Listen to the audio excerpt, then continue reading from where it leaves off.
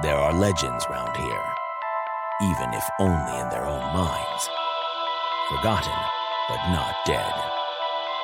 Some have tried to stop them, but they keep coming back.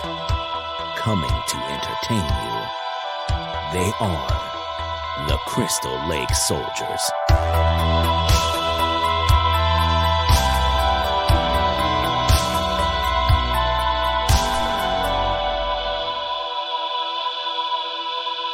Welcome back to the Crystal Lake Soldiers podcast.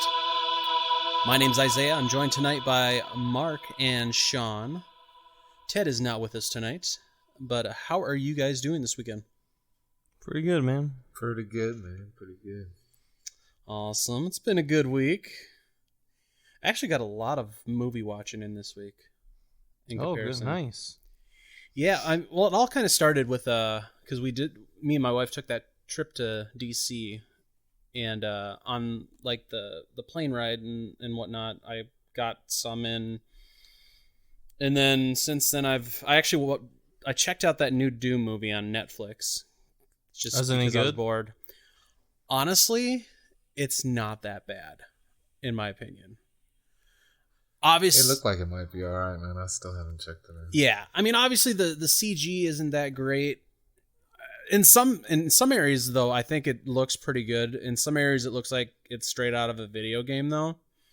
Well, it's made in tandem with the new game, I think, because they have the same title.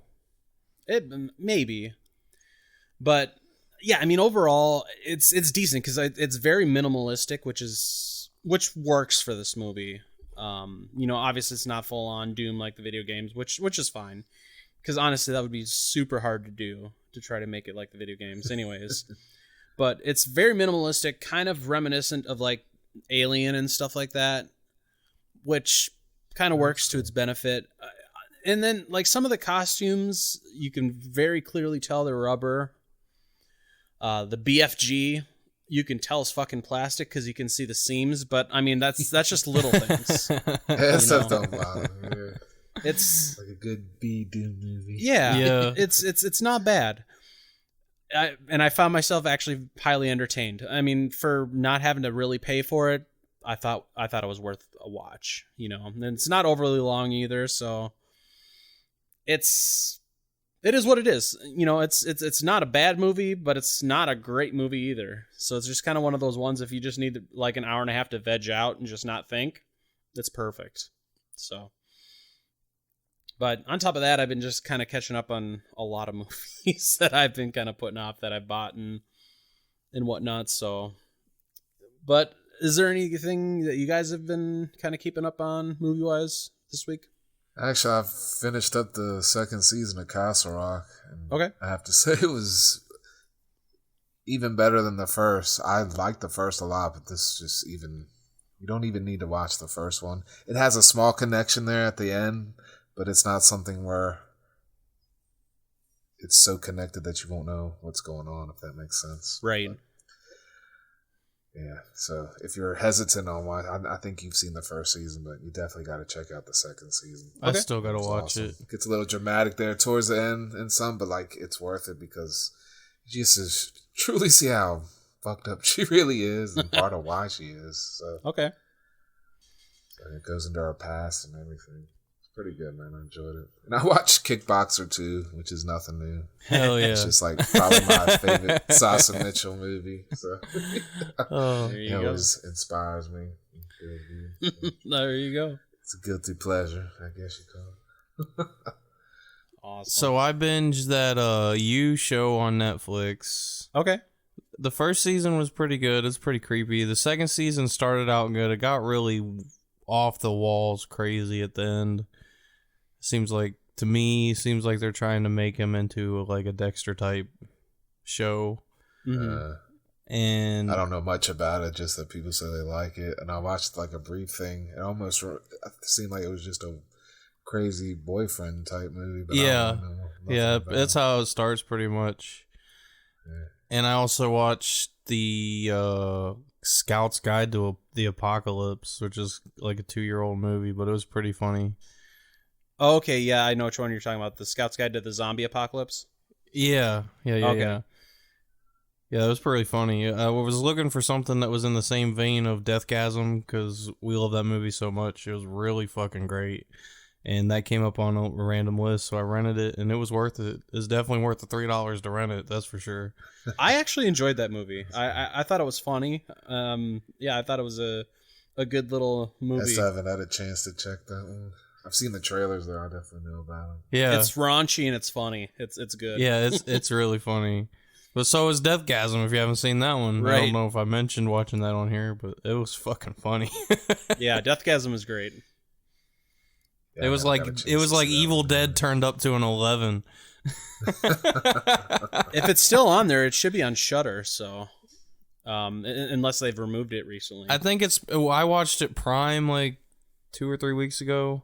Yeah, it floats around to different ones all the time. Okay, makes sense.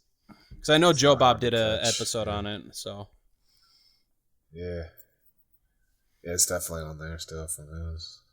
Okay. Good stuff. Well, let's go ahead and get right into the news then. Just a little bit of things to kind of talk about tonight. For the most part, though, we're going to be talking more Halloween Kills because they did a test screening this past week. A lot of information came out about that. This is going to be spoiler-free.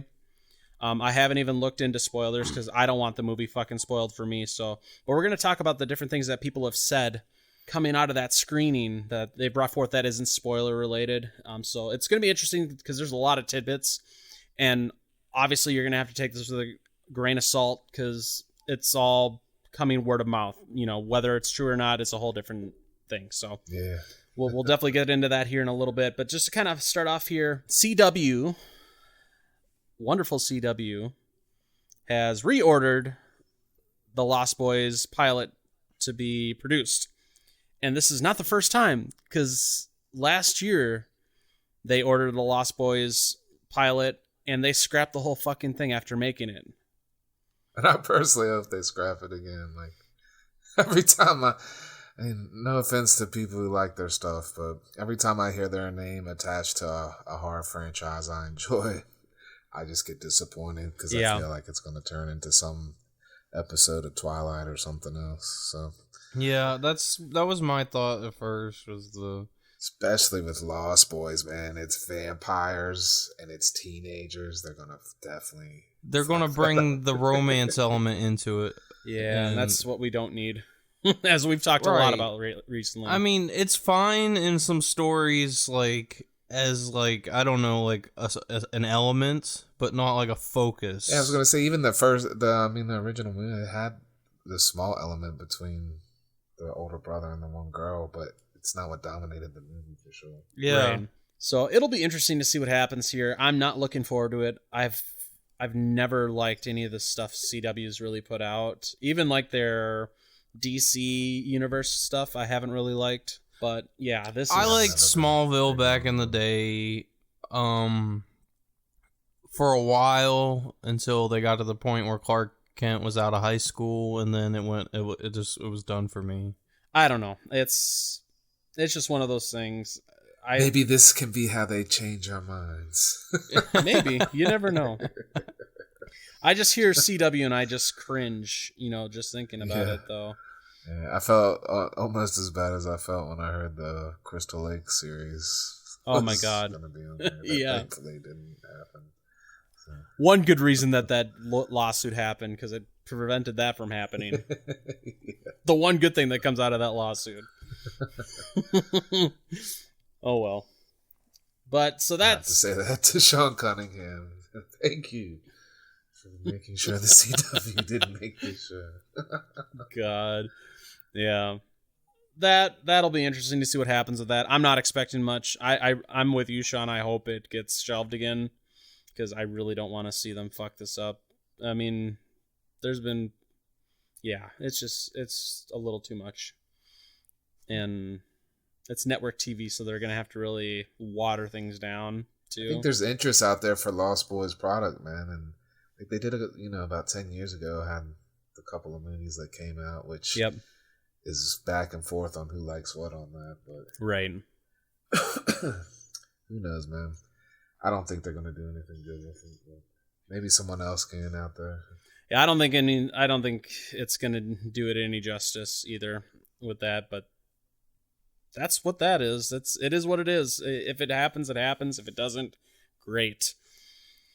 Now, something a little more, it's not necessarily horror, but Paul Reubens has talked a lot lately about doing a dark version of Pee Wee Herman in a movie.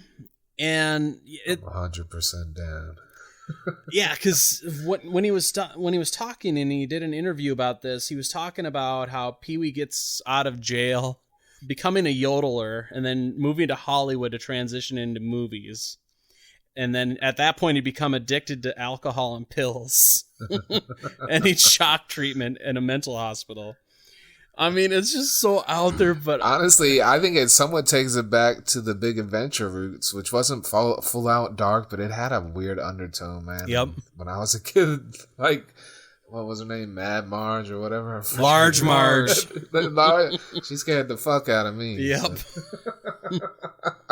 I like the whole idea, man. Yeah. So. It's so weird that I think it probably could work. Yeah. I don't know. It doesn't, I don't know. I'd have to see it. It doesn't sound good.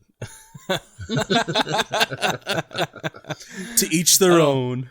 I mean, for like goofy off, like the Large Marge type, but like in a serious horror vein, I just don't see it.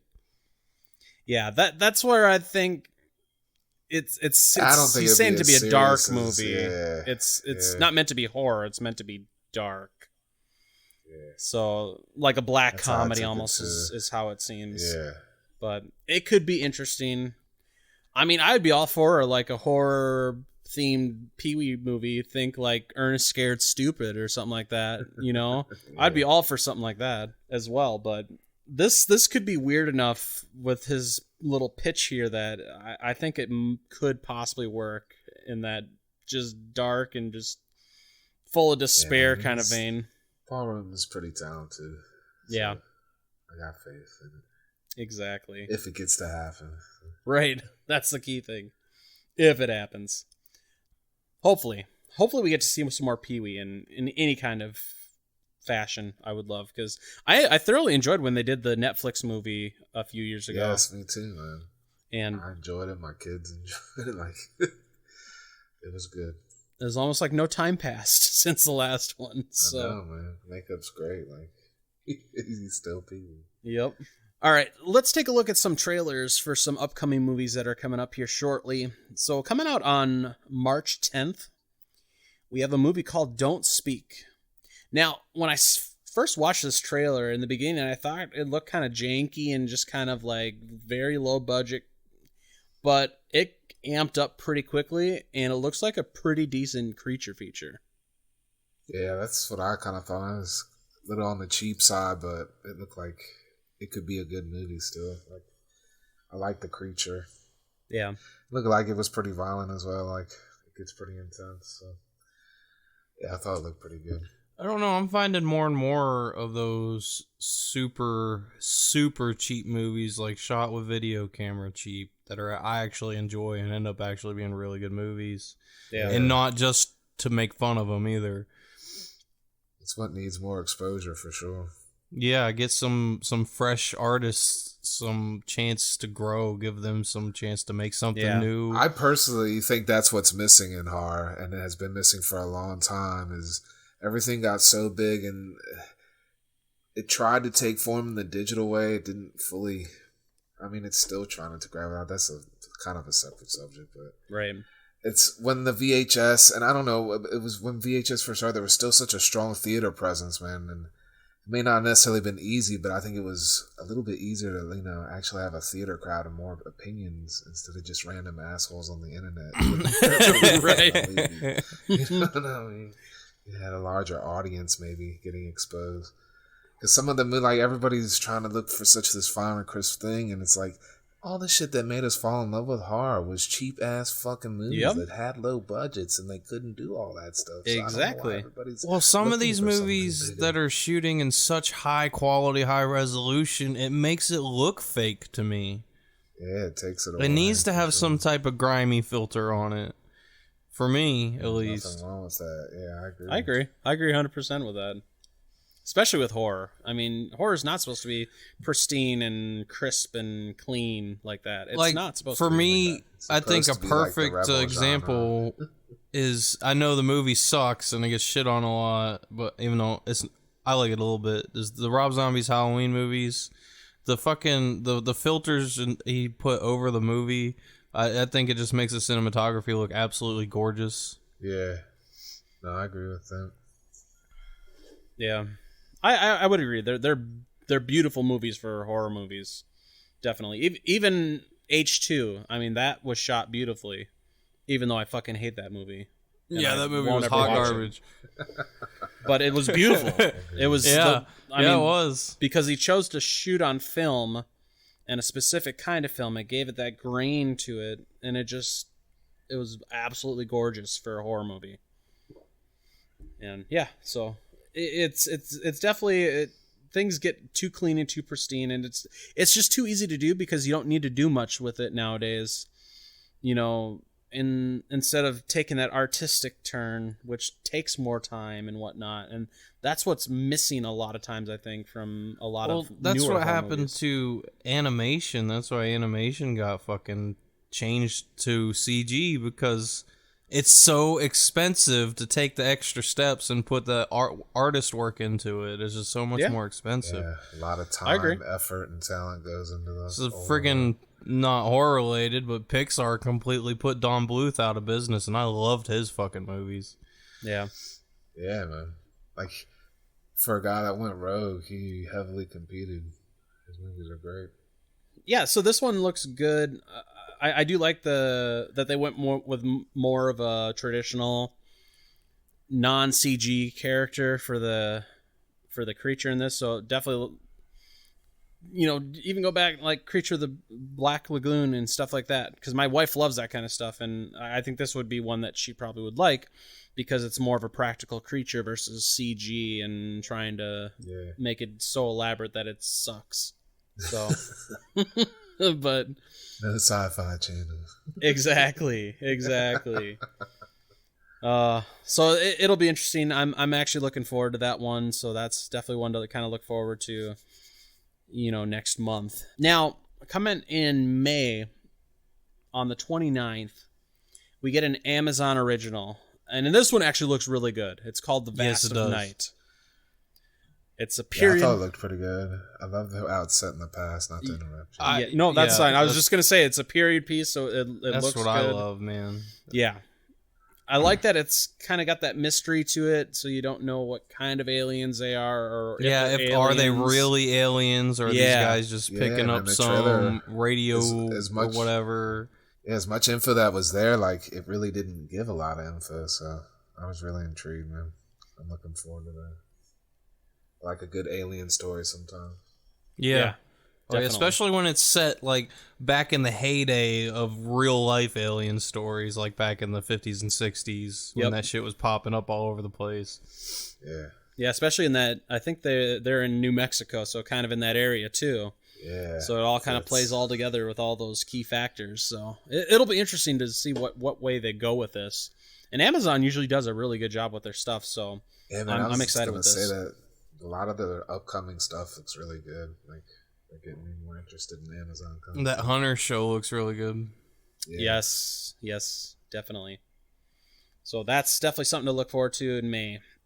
Now, the last one for May, and kind of the biggest one that a lot of people have been waiting for, is Spiral from the Book of Saw, which comes out May 15th. So this is obviously the new Saw sequel that was produced by Chris Rock. Darren Lynn Bousman came back to direct. He directed Saw 2, 3, and 4, which a lot of people consider those to be their favorites. So having him back, I think, is a good move for this.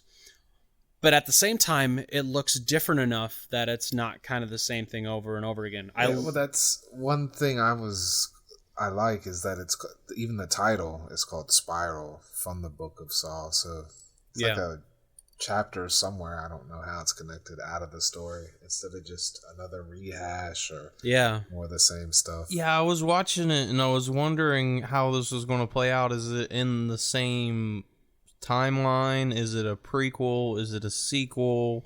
Is it a copycat killer or something like that? So that seems to be what they're going with, at least from what I've seen and heard and kind of researched into. Is it seems almost like that they're going the copycat route, or what if it's like this fucking cult doing this now? But I mean, they're also targeting cops in this. It has this whole like Seven vibe to it. So it could be just a, one killer thing. I mean, we don't really know, which I kind of like. I like going... Well, you didn't see any torture until like the last 2 or 3 seconds of the trailer. Yeah. And it was just a flashed frame. It looked like it had a good pace too, man. I mean, it was just a trailer, of course, and I like Samuel L. Jackson.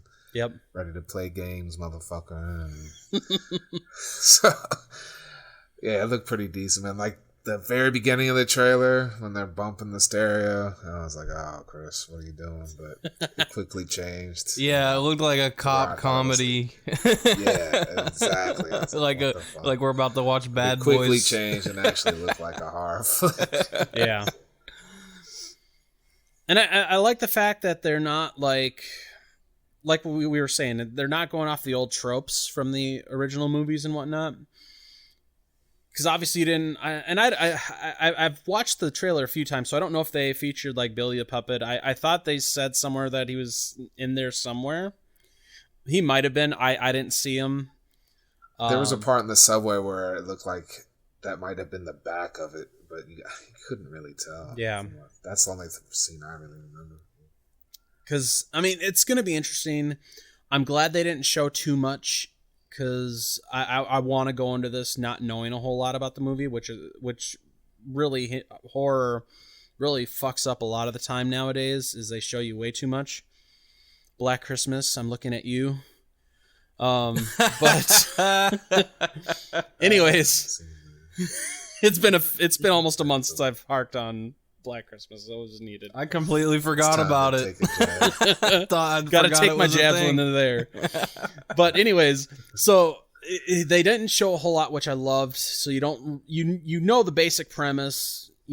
Somebody's hunting cops in this movie, and it's in the Saw universe. I like that choice too. Yeah, because it's a good time, to throw some cop shit in people's lives. Yeah, people riled up in one way or the other. Yep, exactly. I did hear that there was an interview where they were talking about that this is going to have the biggest saw trap in history, so that's going to be interesting to see what they do for that. And it's supposed to be like the most violent saw trap, so it's something to look forward to for those of you that love the torture porn aspect of this. So, so it'll be interesting to see what happens. I feel attacked.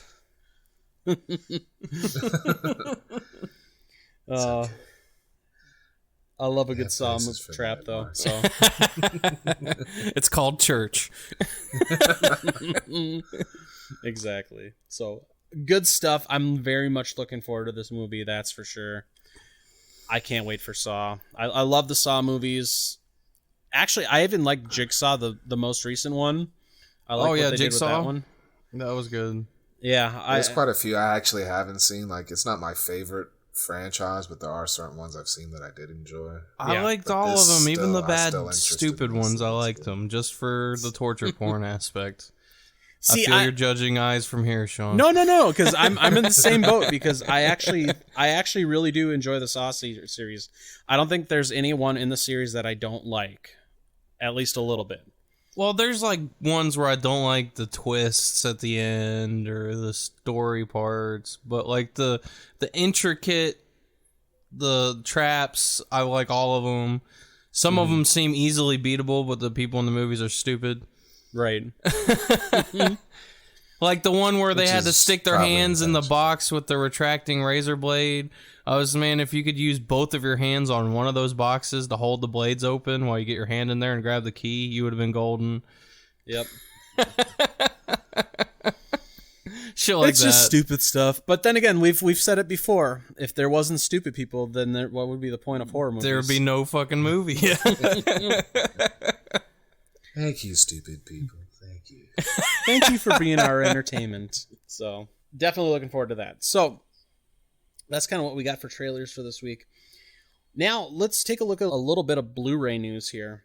So to kind of start things off, Vinegar Syndrome I know we've touted about Vinegar Syndrome a lot. I'm sure some of you might be getting sick of it, but I absolutely fucking love Vinegar Syndrome. And they just love them. They're not our sponsor. Yeah, even though I would love if they were our sponsor. Wink, wink. But so Vinegar Syndrome is actually doing another sale for Valentine's Day this week. So on Friday the 14th, they are running a 50% off sale on select titles that they're going to announce when it comes. So it's going to be it's going to be one of those surprise kind of sales, kind of like they do for Black Friday and whatnot. So be on the lookout for that if you've had any Vinegar Syndrome titles that you've been kind of looking for. Friday's going to be the day to check it out, to see what they have, to see if any of them are on that list. So the T-Rex, it's a perfect Valentine's Day sale. Hey, there you go. That would be perfect, actually. And it's a very good Blu-ray. If you don't own it, you gotta look into getting that. I don't yet. I want to. I've seen the movie. I just haven't gotten the Blu yet. So. Oh, absolutely must own. So that's coming up on Friday the 14th. Now, I know that you had Blu-ray news. Oh yeah, Shout Factory announced they're releasing Idle Hands on May 12th. That's a fun movie from back in Hell yeah, it is. I want to say 2000s. Like Yep. Guy from Final Destination. I think it's Devin Sawa or some shit like that. Yes. Alright, yeah. Like, just a wild ass story. Cuts his hand off and his hand stays alive and causes a whole bunch of fucking shit. I know Jessica Alba's in it too, man. Yep. It's just one of the few fun horror movies I think came out at that time. So I would agree. Yeah, I'm it looking was a forward great to movie. that. And I pulled it up. It says it's 1999. It's got Jessica Alba and Seth Green, as well as what did you say, Devin Sawa? Yep. Yeah. It is. It's one of my favorite 90s horror movies. Yeah, definitely, man. I watch that every Halloween. So. Yeah, it's a great one to watch for Halloween, that's for sure. Yeah. I think it's probably been about 10 or 15 years, actually, since I've watched that movie. Because that was one of the movies I used to own before my collection was stolen. So I never got that one again after that. So this is going to be a perfect opportunity for me to get that one. Man, so yeah. Looks like a good set. Comes with a poster right now and all that. No, if it's you great. pre-order. Yeah, Shot does all their extras. Yep. But you got to order through them. Yeah.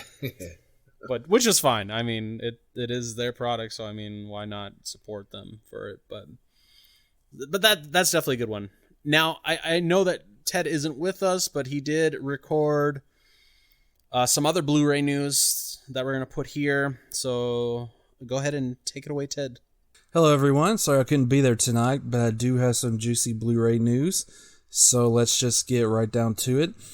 First on my list, I'm proud to announce that Elvira, Mistress of the Dark is getting a special edition Blu-ray release from Arrow Video.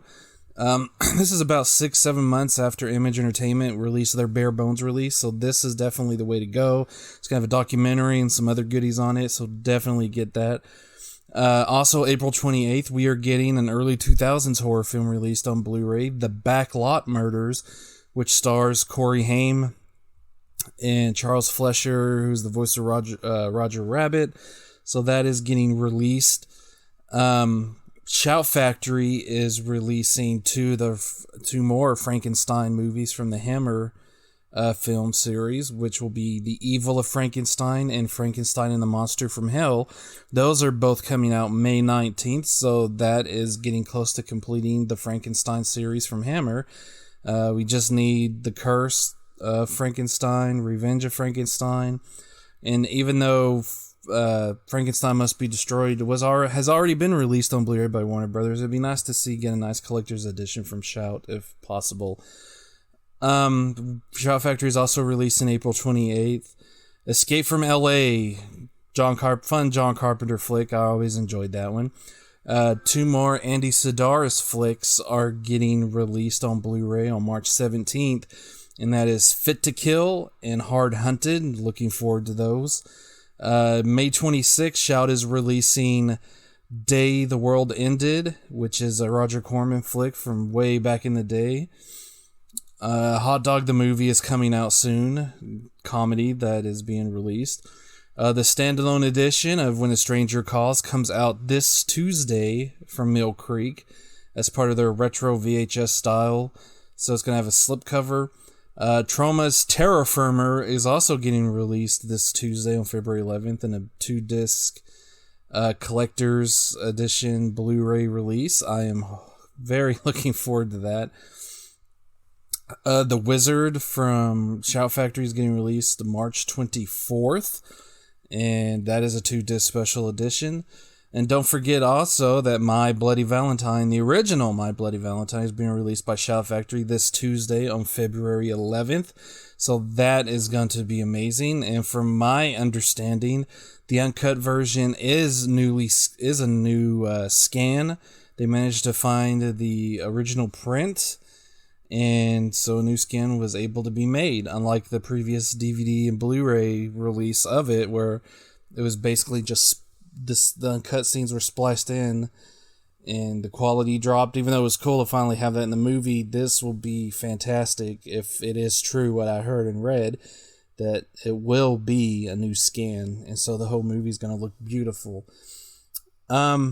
That is all right now that I have for some good Blu-ray news.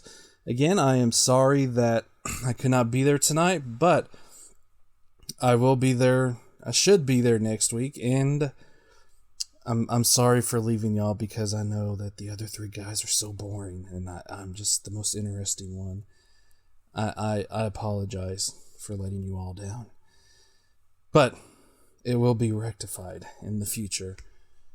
Well, I hope everybody has a great week, and I will see y'all later. Take care. Thanks for the update on the Blu-rays, Ted.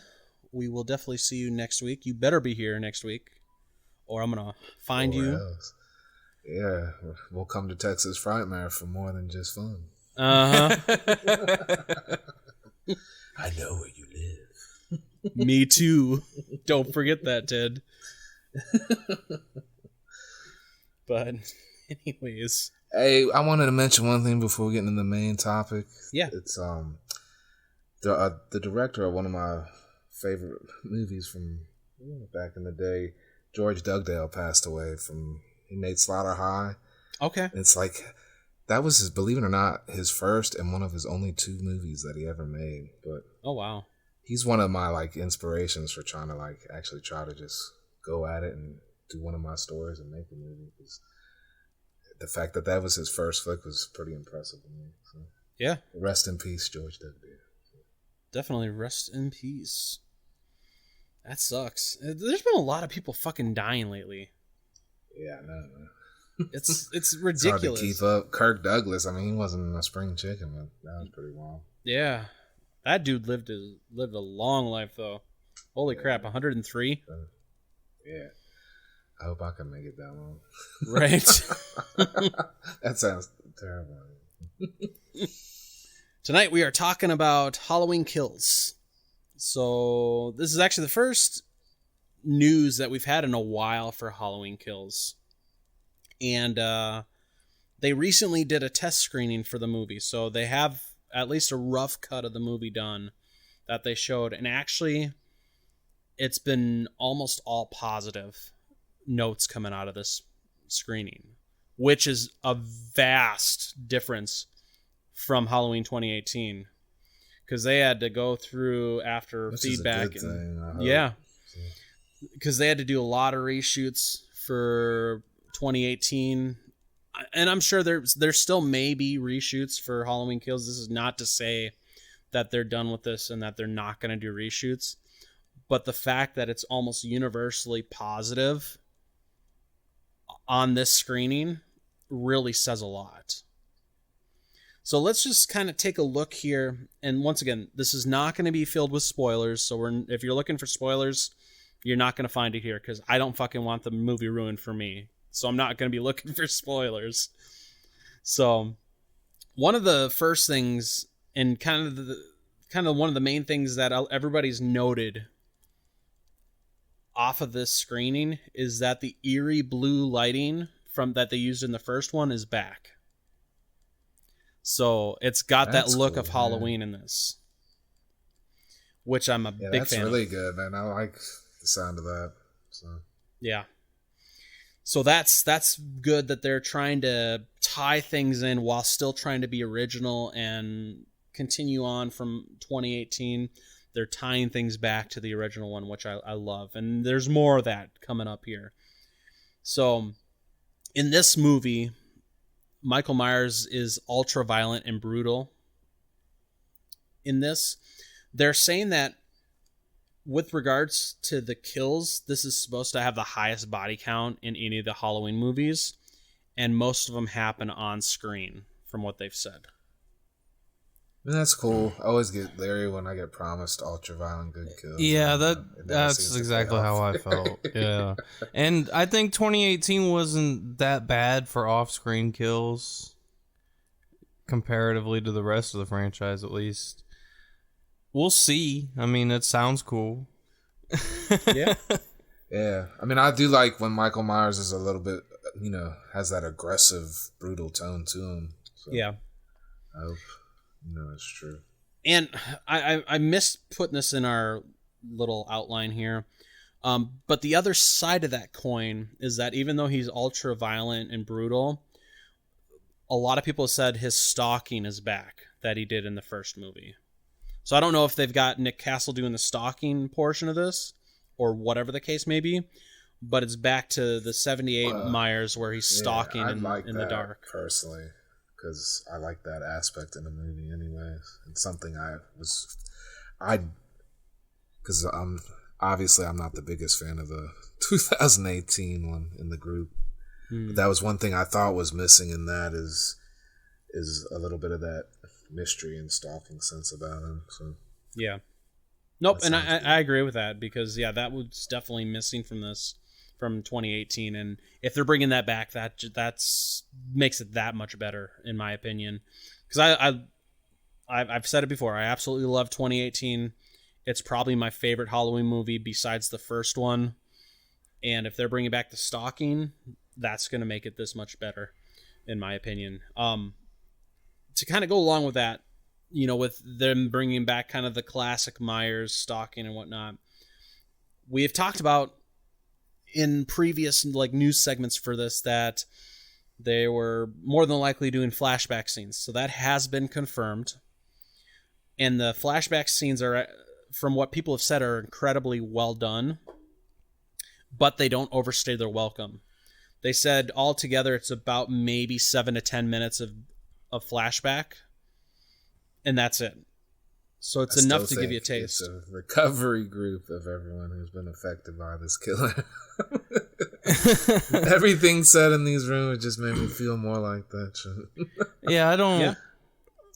I really don't care for flashback scenes at all, no matter how well done they are. Not in this, because it seems like it's more, for me, it seems like it's just a chasing after nostalgia more than anything. Like they're trying to fill it with Easter eggs, but we'll see. Yeah, I see what you mean. Some films can tend to do that. Well, I'm super 7 excited to for 10 it. minutes sounds like it sounds like a long flashback scene. I'm all for it. Hey, I'm not telling you what to like, brother. It sure sounds like it. Maybe they're trying to go more nostalgic with this one for the fact of... Well, there's just one bullet point that you're going to get to here soon that really put me off, and it just makes everything else look like crap to me. So we'll talk about that when we get to it. All right. We'll talk about that when we get there. It might be the same thing I didn't like. So, kind of moving along here. A lot of people are saying that this Halloween is like the original, but on acid, which That's it. probably plays into the fact that they're talking about Michael being ultra violent and brutal in this and having some of the most gruesome deaths. If they'd have said on steroids... Yeah, or absolutely. on cocaine. Because I might do have not been want more an excited. artsy Halloween movie. When you say it's on acid, I'm thinking I it's thought going to of be like an Mandy, art flick. Michael Exactly. Myers. I'm like, this is exactly what I don't do not that. want out of a Halloween movie, and I was completely put off. That's But becoming a trend in horror here lately. It's hit or miss on whether it works, but What, you don't want balls to the walls crazy? yes, I but want leave crazy, my ass, but not leave the acid stupid out of it. either. I don't want any trippy shit. It makes me think of fucking Michael's talking to his mother on a white fucking horse. That's Halloween on acid. I don't think it's gonna be that bad. I really don't think it's gonna be that bad. But yeah, they might have not chosen the right words for that, being on acid. I think they're just really trying to get that's the point what I across was that it's supposed to thinking be amped was up. possible too. Is they were trying to, but I was like, maybe acid was not the right word because That just had, for me, that wrong. felt like that had Danny Masterson all over it.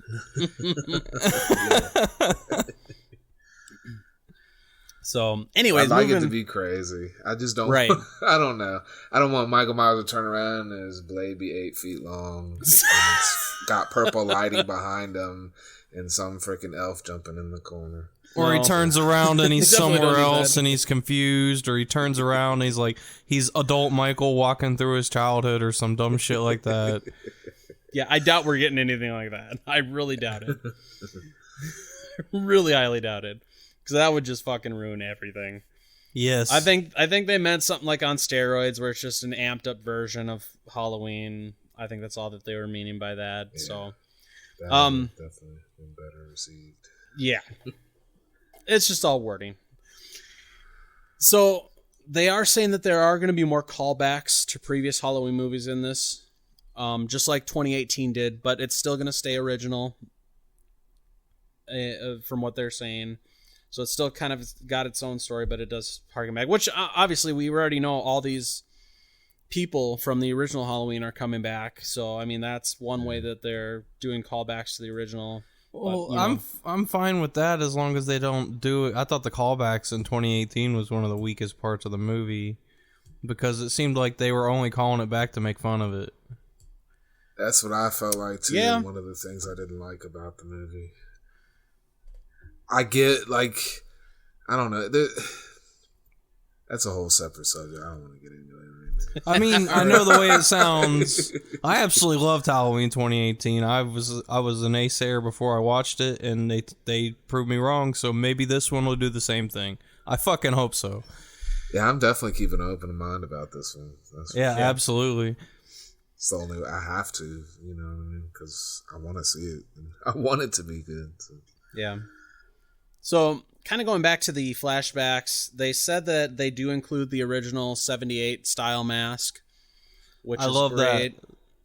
I think that's going to get a lot of fans excited to be able to see 78 Myers in this, as well as, you know, James G. Courtney as... Because they got a stunt guy playing the 78 Myers.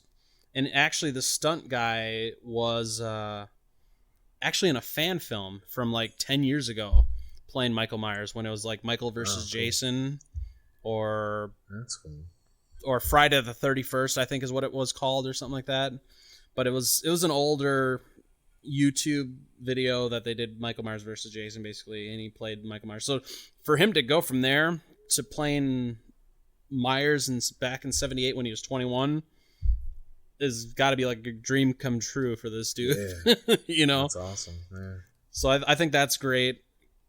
Because actually he did a very decent job back then in the fan film playing Myers. Obviously they used the shitty resurrection mask in that, but he, like, his mannerisms and everything was very Myers-like, so I thought he did a wonderful job for that. So I think for having him doing this for the flashback scenes is a nice touch.